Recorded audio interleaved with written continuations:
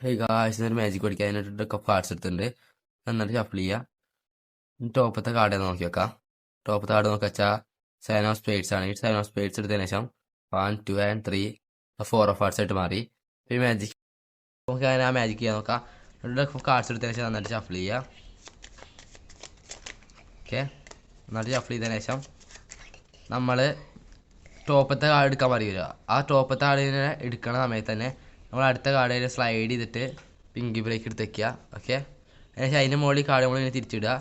എന്നിട്ട് ഈ 2 കാർഡ് ഒരേ സമയത്ത് ഇങ്ങനെ എടുക്കാണ്ട്. ഓക്കെ, അതിന് ശേഷം ഈ കാർഡിൻ്റെ ഈ എന്താണ് തം ഫിംഗറും മിഡിൽ ഫിംഗറും കൊണ്ട് നമ്മൾ ഈ കാർഡിനെ പിടിക്കുക.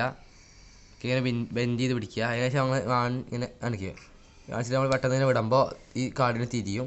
അപ്പോൾ തന്നെ നമ്മൾ വെക്കുക. നമ്മളിങ്ങനെ എടുത്തിട്ട് കാണിച്ചു കൊടുക്കുക. ഇതുകൊണ്ട് ആരുടെ കാണിക്കാൻ കൊടുക്കുന്ന സമയത്ത് നമുക്ക് ഇത് 2-3 കട്ട്സൊക്കെ ചെയ്ത് കഴിഞ്ഞാൽ ആ കാർഡ് ടോപ്പിൽ നിന്ന് മാറും. അപ്പോൾ നമുക്ക് ആർക്ക് പെട്ടെന്ന് മനസ്സിലാക്കാൻ പറ്റില്ല.